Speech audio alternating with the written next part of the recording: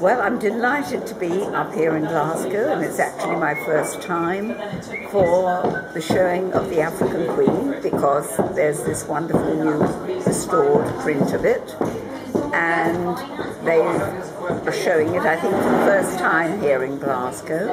It has been shown in London, and the film's going to be released on March the 4th. And the reason I've been invited up here was because I think there were three of us still left who actually worked on the film. I, at the time, was the youngest continuity girl, as we were called then in England, and I was inspected by the producer, Sam Spiegel, who approved me, and I went out to Africa and met John Huston in Africa, so he got me sight unseen. He couldn't very well say, no, I don't want you, because, there wasn't anybody else.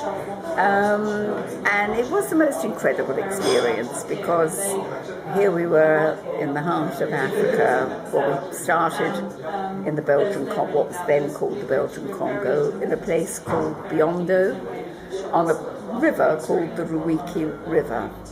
And it really was the back of beyond, as we say, Biondo, it's beyond anything. Then from there we went to Uganda, and then we lived on a boat, all of us. The actors, Humphrey, Bogart and Katharine Hepburn, did not have entourages.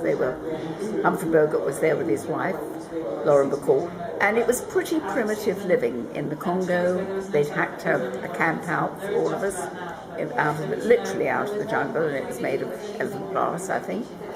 And then the boat, the cabins were pretty small. It's always, I think, hard to judge a film that you've personally worked on in the most dispassionate way, because after all, you know all the ins and outs of it. But I think it has stood up, and the restored print is wonderful. But I do think it does, and I think what I noticed, which I saw, yesterday when I was watching the film again, how clearly the two artists spoke. I never had the difficulty of saying to myself, what did he say, what did she say?